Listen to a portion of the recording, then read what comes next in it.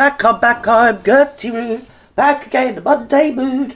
Well, I thought we're back here with these bleeding grooming gangs again. We're not going to stop going on about them at any stage soon because all the time it's in the news. I mean, I was banging on about it when it wasn't in the news, and so are a lot of people. So now it is in the news. We need to keep talking about it, and we need to keep the thumb screws on because otherwise they're going to go, oh, look, the aliens have landed, or some other BS, to draw our attention away so they can, kick it under the carpet again. So let's go in here with Martin Daubney. Come on, Martin. A huge breaking story this past 30 minutes. And Sarah Champion, the Labour MP for Rotherham, an area significantly impacted by grooming gangs, has announced her support for a national inquiry into those rape gangs. And she announced the move on X, formerly Twitter, as part of her I'll tell you one thing I really bloody well hate. I've got to say it, and I'm saying it on YouTube as well, so it's sort of hypocritical. But I have noticed this since whenever that damn bleeding app was invented. Twitter, what was it, about 2010? Not sure. The whole of the world is run on Twitter. Yeah? They sit there and they moan about Elon Bleeding Tusk, or whatever his bleeding stupid name is. I've got no time for at all. But they run the world. And the only opinions that ever count in this world are opinions that are on X. No, it doesn't matter what people think on YouTube or TikTok or any other bleeding app. No. Everybody who's anybody who knows is on X. That annoys me. If you've got something to say, yeah, you should make sure you get it to the whole of the audience, not just the sewer rats that live on X. Love. At any rate, where were you before? So you've come out now, good for you, slap on the back, still not impressed, tell me more. Point plan to tackle child abuse in the UK. Let's cross straight now to GB News' national reporter and investigations editor, Charlie Peters. Charlie, an incredible development, a significant development. I think he's just got out of school, bless him, hasn't he? Yes. Is he milk monitor too? I've just done a short about Rachel Phoebes, so if you go on my shorts, you'll see that. Just me being a dick, really. So, yeah, as he said, better late than never, Let's not forget, back in 2017, it was Sarah Champion who wrote that article for the Sun newspaper. Right. Quote, Britain has a problem with British Pakistani men raping and exploiting white girls. For her sins, she was forced to resign as a minister. She was the Secretary of State for Women and Equality as 100 cross-party MPs led by... So let's just stop that. So she was... Sorry about that, darling. Okay, got you. Because I watch these the same time as I'm doing the reaction. Unless it's to do with that creep in the flat cap. And I've usually watched it first because you just have to with him. So where was I? Yeah, so she brought it up before and she was in charge of women's health and security and children, bloody blah. And then when she brought it up, because as that was her remit in the cabinet... But she was also a sitting MP for Rotherham. And then when she did what was called, or commonly known as, at that time, her job, you see, she was sidelined and sacked. I think she had to go as an independent, didn't she? Or sidelined from her cabinet post, my darlings. This is what I was saying, or tried to say yesterday in my video. There's something more insidious. And you've got women that are helping this. You know what I mean? To go along with it. That is the people in the cabinet at the moment, the Rachel Reeves, the Claire Rayner, they're all complicit in it. Because if you're a woman and you are just sat there letting this happen and letting other women take them, kick the men out. What is that Starmer doing there anyway? I'm not saying I want those two bleeding cretins. It's like the blind leading the blind, isn't it? With what's her name? I can't think what her name is, the gingerhead bin. Rayner. And you complainer. Oh, here, by God, it's and you complainer. Her... And Rachel Phoebes, yes, it's Rachel Phoebes, yes, just back from Spain or somewhere beginning with Spa. Anyway, there, yeah. And that other moron, I can't even begin to think what her name. Anyway, there's three of them that are complete dunces. Oh, Mess Phillips, yeah. Yeah, they're not exactly the real, what would you call them, role models of women MPs that I'd like to show anybody, least of all my grandchild. But if these people... There's got to be something more going on. It's not just a misogyny. Well, it is of course it's a bloody misogyny. I've never seen misogyny until this last year. I suppose I just blinded myself to it because I come from a family of just males, really, and most of my life I have actually been the only female. So I'm just sort of used to it, and I've always been, men's rights. Sod bloody men's rights. They've got too many bloody rights from what I can see at the moment. what men, is it just men of a particular religion have got those rights? Because is it like a scoreboard, like on your football tables, isn't it? When you've got the first league, the second league, the third league of men. So you've got a particular type of man that's at the top of the league, and then you've probably got the white working class men that are at the bottom of the league, because we're always gaslit into calling our sort of men folk, is it gammon or something they're called? God knows what, I don't know. No, don't listen, it's just nonsense. Anyway, so a woman here tried to do a job and was sidelined. Who sidelined her? Why did they sideline her? Let's have this out. Let's find out who all these people were. I mean, we don't really need to. We do already know, darlings, don't we? We do. It's all been done before. People have gone up to the council offices and had protests and called out people. They have called out individual social workers and headmasters and council leaders and mayors and all these estimable people. You got that cretin that sits up there, and he's the mayor for some, and he was just like some junkyard bleeding hoodlum from Harlem. Do you get me? And I mean Harlem in America, not in like Holland. So yes, Labour MP Naz Shah wrote to the Sun demanding her head, and they got it. I was thinking, going back to that guy. Yes, I know. Yeah, well, that's Naz Shah can go. Bye, Naz Shah. We don't need you, darling. Right? It doesn't matter what religion you are. I do not care what your ethnicity is. You are a grown adult, and you are complicit in what happened.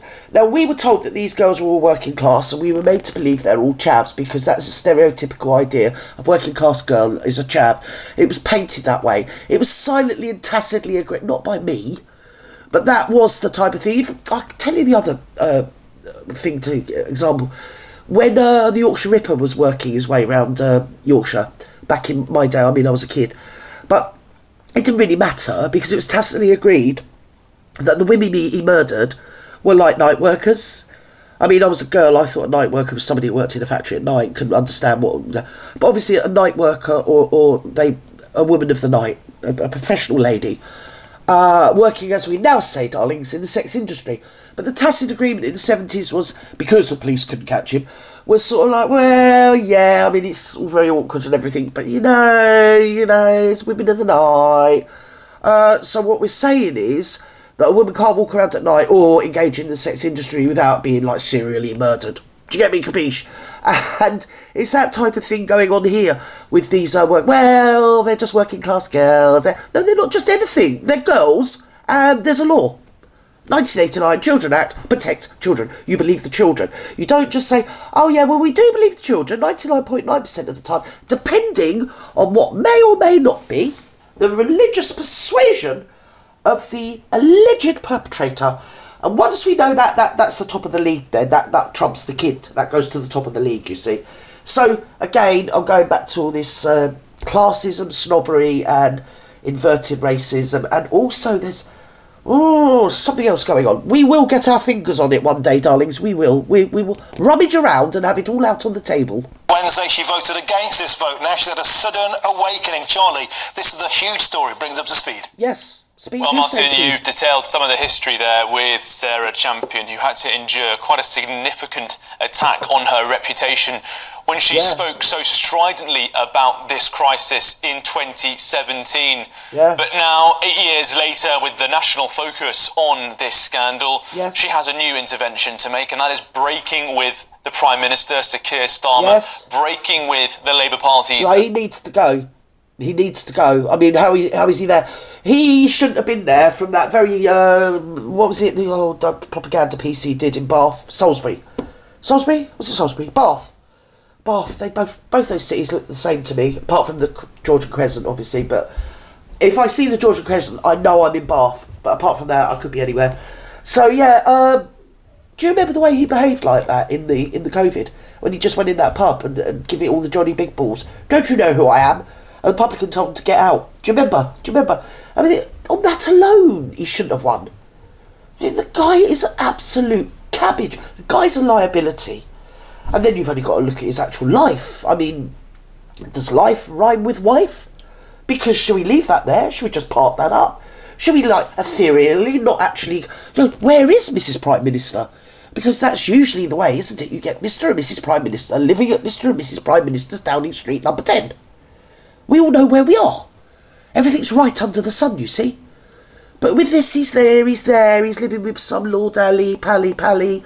He's having this free and that free, and he's here, there and everywhere, doing this, doing that, not doing anything.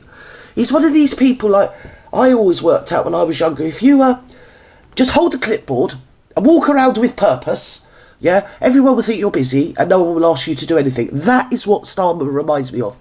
He's just walking around doing absolutely nothing and saying a few sound bites here and there and willy-nilly, and he doesn't know what he's doing. He doesn't know where he's come from, and he certainly hasn't got a clue where he's going. And he should not be in his post for the complicity of covering up this scandal. Oh, it didn't come across my desk. I mean, the things I've heard about this guy, right? So he's in charge of the Crown Prosecution Service. And every time he's asked about some historical thing that he covered up, say Jimmy Savile, all these sort of things, oh, it didn't come across my table. Oh, the Rotherham Grooming Gang, oh, it didn't come across my table. What did come across your table, darling? Because you're up there from like 2008 to 11 or something or other that no one can remember. Something like that, isn't it? You were up there. Chief of Prosecutions. And then you got made a sir after the Jimmy Savile thing was put to bed. Yes, says a lot, doesn't it, darlings? That Jimmy Savile went a lot further as well. But obviously, I'm not going to get away on YouTube saying what I know about that sort of stuff. Yeah, so basically, and there's my favourite word again, basically and actually, the child exploitation, whether it is by upper class MPs, which I actually had a long-term friend that demised themselves as a consequence of their life in a boys-run children's home in North Wales in, I can't remember, 1995 or 6, because he wasn't asked to go to court as a witness in the trial. Was it Operation U Tree? I think it might have been. Yeah, he wasn't asked. He was told. He was basically, you will be a witness. You will appear. And he couldn't take it, and he just did himself in. So that's the thing that happened, and that was in my generation. I lost quite a few friends along the way. I mean, there was that house in Brighton that housed children that had been in long-term care as youngsters, so they've come out in long-term care. So this was in the 80s. And they began to talk about what was happening to them while they're in the long-term care of, I do believe it was the North Wales Children's Homes again, because say you were put in children's home in Sussex, they would move you anywhere in the country, it didn't matter where they moved you, it wouldn't keep you in the area. So yeah, so when they were thrown out on the streets, they were eventually arrived at a hostel and sort of all got talking over a period of time with the hostel owner, who was a middle-aged woman. And yeah, so that was all coming out in the 80s, but something terrible happened and the hostel burnt down. Did you get me, capiche? So that was all put to bed, nothing happened, you know. And if you go on the history of this, which I can do a timeline of, yeah, it's got all these queriorities. And I've just made up a new word, queriority. Yes, I have, you know, voodoo figures, for you, darlings. Because, you see, it's plain as day what you can discern, as plain as day what you can see. And then all of a sudden something terrible happens, you know. And that's the end of that, darlings. And I have sometimes wondered about my friend, did he or didn't he? Do you get me, capiche? I can't say anything. Was he sort of, you know? Or did he sort of, you know, because he didn't want to drag all that up again? I don't know, because we never got a chance to talk to him about it, because he did what he did. Everyone thought, oh, well, yeah, he's obviously... Who's responsible for that? I would say the people that put him in care and allowed him to be treated like that are responsible for what happened to that lad. So, and he was white, and they were, doesn't matter if he's white or not, does it? There was all sorts of ethnicities of children in these homes, and they were preyed upon. They were basically, I don't want to say the word, but yeah, they were, they're for the takings. Let's say that they're for the takings, for the elite. And if I actually said the name of some of the high people, I would literally have to avoid tunnels like forever and ever. Do you get me, capiche? So, and that was amongst the upper class and the elite, and I've already said about the East European gangs, and then we have the Caribbean gangs that were doing this, that and the other. I think the Romanians got on some gravy train, and now you've got the Islamic gangs or Muslim gangs or Pakistani gangs. It doesn't matter what you call them, it's children being exploited. Yeah? So if you've got, say, people in elite positions of power that say have got that predilection themselves, or know their friends that drink in their same clubs have got that predilection, and now they're friends with, say, some rich people that may or may not be Islamic, Muslimic, or may not have been mayors or councillors or multi-million-pound businessmen who themselves have got members of their family that are involved, or 8th or 9th cousins twice removed that are involved. Do you get me? Do you see where we're going with this? It isn't just a sort of black and white issue. Should I have said that? Don't think I should have said that. Official position on this story and calling for a national inquiry that is locally led. It's a 5-point plan that she's posted on X, and it goes into some detail. Yeah, well, enough. Yes, hello, darling. Love you. You're fantastic. Listen, stop posting on freaking X, right? Anybody that's got a brain isn't on X. It's only that total aphids and like sheep. Oh, we're just in herd of cows, actually, to be fair. Just mooing away and chewing the cud and waiting for somebody to come round and fondle their bleeding tendrils so they can milk them or whatever it is they do. Yeah, they're udders, and they're not tendrils, they're udders. But anyway, fondle their udders vigorously twice a day, please, on X. You know, it's bullshit. It's bullshit. And now what they're trying to do now, love this lady, whatever her name is, can't remember, it's already invaded my mind. But, yeah, they're trying to centralise it, you see. So we're just looking at Rotherham. It's a national inquiry, but it's going to be centred on Rotherham grooming gangs. Well, we need a whole child exploitation. That's what we need. Doesn't matter what the ethnicity of the person, adult, hashtag woman or man, man or woman. Some women are involved. And also the children, like I said yesterday, aren't all girls. 99% girls. They're also women. If you look at Hugh Edwards, his victims was young girls, as was found on his devices, but also boys. Do you get me, Capiche? So where are we going with this? Because it's almost like Queen Victoria died but forgot to take all her dirty old men with her. Demanding what she would like to see policy-wise on this issue, because it's more than just an inquiry she's calling for, Martin. She's also making reference to some investigation into the motivations of grooming gang members. Oh, for God's sake, the grooming gang, okay, it's like child trafficking, it's sexual exploitation, child trafficking. It isn't just, oh, here we go over there, and they're over there, they're the child trafficking, child exploitation gang, that gang over there. No, they're the same gang that riddled the streets with bleeding heroin. Do you get me? Let's have that right. Let's have that right, and spice and Christ knows what else, and is absolutely wrecking our cities and our towns. We don't have it round here, darlings, do you get me? But I mean, I've been around a bit, obviously, and I'm not blind. I can see what's gone on in my country. I went to places that, like 10, 20, 30 years ago, lovely little places. It was literally like going to another country, another culture. Like when you went, say, from Sussex to Devon or Dorset or Cornwall or Yorkshire or Lancashire. It was like mini little different countries with their own little cultures and their own different foodstuffs, which was very exciting for somebody like me, you can imagine. And then somewhere along my life, it just all blended into one, and it was just like you hadn't gone anywhere. Everywhere you went, you just ended up in McDonald's. Do you get me, Capiche? It's like that. And everywhere has just been wrecked and ruined, and I have seen some proper, real, miserable, grinding depravity and poverty going on in this country that's just swept under the table. Let's not bother talking about it. Do you get me? Anyway, let's go. She says the first demand that the government must implement the Ixa Inquiry recommendations. She wants a timetable. See, that Ixa I'm very suspect about, because that John Wedger was on that. And he was a cop of this, that and the other, and he said he'd retired. And I took the trouble of going through this a few years ago now, because I just don't with him. I'm sorry, I just can't. And if you love him, great, good for you. Everybody's entitled to their own opinion. But there's something I don't with him. I just don't. And so I took the trouble of studying the Ixa Inquiry, which is Googleable, and you can get all these statements, you can get all the speeches, you can get all the impact reports and everything on there, and everything that people have said. And I see the statement he submitted to them, and he was working for the Metropolitan Police at the time that he was on the Ixa support, in an undercover group, thing that was managing the outcry to the child abuse scandal. Well, the only outcry was him, that Belinda Bamuse that's always causing trouble around the child exploitation survivors, Bill Bleeding Baloney, who's full of crap, yeah? So that's what I was saying to you about LARPs. It's from Starmer, is it 77 Brigade? I don't know who it is, I don't care.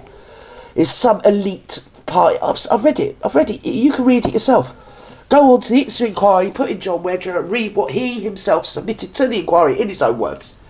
That he was working for the police on an undercover bloody bleeding blah, managing the outcry around the child abuse scandal that wasn't actually an outcry. It was them making it an outcry. So they were going, look over here, look over here. They had Andrew Hatch, they had Cole Beach. They were both seen to be Operation U-Tree, Operation May, this or something. Wasn't it? That's what I said, it was all arboreal. And I remember thinking at the time, so we're keeping it all in the old... So we know where we are with this one, do we? We know where we are. So you look here, don't look there, don't look there. And you had that Harvey Proctor, he was let off. You had Cliff Richard. Oh, they bundled it, didn't they? Because they showed the house as he was being busted. So that was this, that and the other. And then he got a load of a payout. And Lord McAlpine, who looked very much like his cousin, who was the one I was referring to earlier. But I will not say his name because I like breathing. And that's what they did. They shoved all these people forwards. And then they were all shown to be false accusations. So that was sort of that end game then. Oh, well, there you go. It's all false accusations. There's nothing to see here. They were saying that all this was going on, but he was... Cole Beach, he was making it up, you see. Andrew Ash was making it up. Cliff Richard, he didn't do nothing, even though I've seen all the paperwork with him, and I've seen photographs, you know. Do you get me, Capiche? From back in the day, and I've seen them back in my day as well. Not recently, back in my day, I've seen them. So you know there's no smoke without fire. And of course then he left Britain. And I'm sorry if you lot like Cliff Richard, but like, I just don't care. I mean, I'm a great big Who fan. Can you imagine how bad I felt with Pete Townsend? Do you get me, Capiche? So, broke my heart, that did. But there you go. And so he left the country and revoked his citizenship and went to a country without an extradition treaty. I mean, make of that what you will. I'm sure it's just all coincidence. Do you get me, Capiche? And he got a nice little payout. So some of these people, Lord McAlpine, he was dying anyway, he had some disease or something and he was going, so he got a nice little payout of compensation for being wrongly fingered in the Operation U-Tree and Operation Maywood or Maytree or whatever it was, no one cares about. It just obfuscates the issue, pushes it under the carpet, so all these people can keep their jobs, don't ruffle any feathers, don't make any waves, let's just all carry on, let's plough on. And the one person they let off, who I have just mentioned but won't re-mention, was one of the worst offenders of those days. There you go. Ring-fenced resources. Many critics of the government say that last Monday they only announced some of those recommendations on the back of the focus on this issue. The second point is, are grooming gangs still happening? Have cases been missed? She wants all local... They centre around chicken shops and kebabby shops and everything, don't they? Where you get the secondary school kids do tend to... I mean, I noticed it here, they tend to open sort of about 3 o'clock on a school night, don't they? On a school day, about 3:15, they'll be opening, won't they? You know? That is a sort of cultural thing. There's things that could be done, not only that for the health of children, maybe not let kebab shops open, you know, at 3 o'clock, so you've got the kids in there in their school uniforms. Maybe do that. And that doesn't matter if they're run by Muslims, Jews or Christians. I don't care, Buddhists, I don't care who they are. I've seen some pretty compelling footage of Buddhist people being abusive towards children. No, it isn't pretty compelling, it was compelling. It was very compelling. So it just seems to be a thing that people have power and then they will use that power or wield that power, and it might be their victim, maybe a minor, or it may be a child or a disabled person. So I've even seen elder abuse. Can you believe that? I'm sure there's some ladies out there that you get me and you're like, yeah, I've seen that too. I have actually worked in that area when I was younger. So what was I going back to? Early 90s. Late 80s, early 90s. Yeah, because I could never work with children. That's the only client set I haven't worked with. I cannot do it. I could not do it. I'm just... Yeah, best left unsaid. But I've actually worked with elder abuse. And it goes on, darlings. It goes on. So there's something round about power that corrupts. And absolute power corrupts absolutely. And I think we've handed over power with our cringy politicians, media class, professional class, that are all like bending over backwards to these the incoming ethnics. Do you know what I mean? They're the biggest snobs going. They just want to keep their jobs. They're just like, oh yeah. And they haven't got any idea about their culture. They've got no idea, and they don't want to have any idea. They just want to do their job, look PC, wear a rainbow flag and everything, and have all their neighbours love them and get invited to all the right parties so they can munch on their vegan this, that and the other and drink soy juice or whatever. Yeah? Do you get me? That's what it was all about. And the real roar of what's really happening is just being kicked under the carpet. I'll find a better analogy. I have to think of a better analogy to come back with you out another day. Anyway, I think I've rambled on too much already. Ixa Inquiry, load of shite. We don't need that anymore. I still think there's somebody out there that's in charge of doing inquiries. Some business, some organisation that no one's heard of that actually is in charge of organising inquiries, and they're after an inquiry contract. Because we don't need an inquiry. What we need is for the law to be implemented. When a child tells you that this has happened, that is absolutely part of, well, it is in the law and has been in the law since 1989, that they're believed. And if people in professions have for all these years been sending the children away, which we've heard enough times they were sent away, poo-pooed, belittled, demeaned and humiliated, yeah, then every last person, no matter what religion, what sexuality and what ethnicity, I don't care who they are, yeah, every one of those professionals that let those children slip through their fingers, did nothing, are now complicit, were complicit at the time, and should all be sacked. Because, like, they're going on about not enough jobs, do you get me? And yet every year university chucks out new professionals with new qualifications.